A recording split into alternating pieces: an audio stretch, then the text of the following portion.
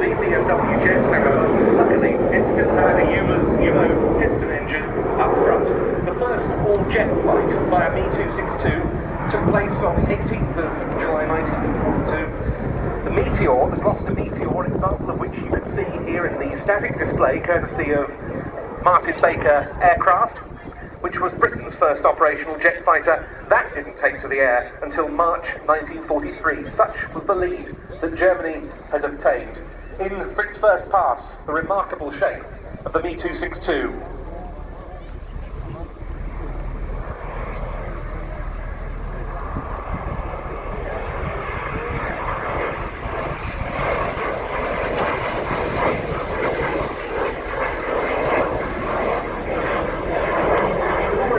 It was perhaps no surprise that the jet engines were switched to the Junkers UMO 004 with just under 2,000 pounds of thrust each.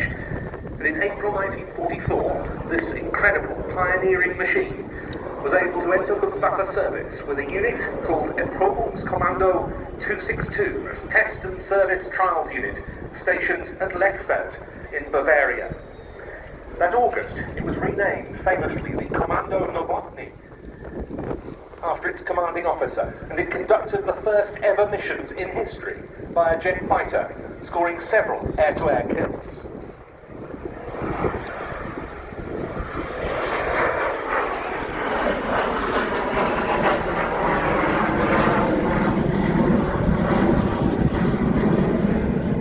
Much has been made over the years of Hitler's edict that the Me-262 should be used not as an air-to-air fighter, but as a bomber. And so it was that another Luftwaffe unit, Kampfgeschwader 54, converted to become the first ground attack unit on the type. It proved fairly ineffective in that role. It really didn't do a great deal for the overall operational effectiveness of the 262. Large-scale fighter missions by these aircraft against Allied bombers started in early 1945. Their speed was far in excess of the piston-engine fighter opposition they were coming up with.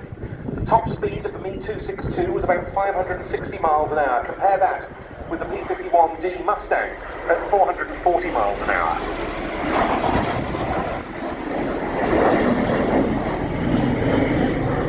And a very good description of just what it was like for an Allied fighter pilot to come up against a Me-262 in combat for the first time was provided a few years ago by a P-51 pilot veteran of the American 55th Fighter Group, Richard G. Gibbs.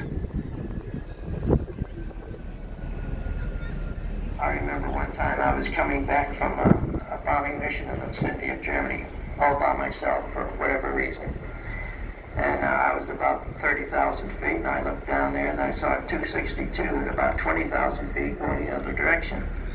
So I thought, well, there's a chance to get that jet. I did a half roll and what they call a spread S, which is a inverted dive, exceeding the red line of the airplane, trying to catch that jet. And he just pulls up the vertical line and disappears. I had no way of knowing what to do. Still, there were insufficient Me-262s to make a material difference to the Luftwaffe's efforts. As the late naval test pilot, Captain Eric Winkle-Brown, pointed out, the 262 was no dogfighter, but it was an effective bomber-destroyer.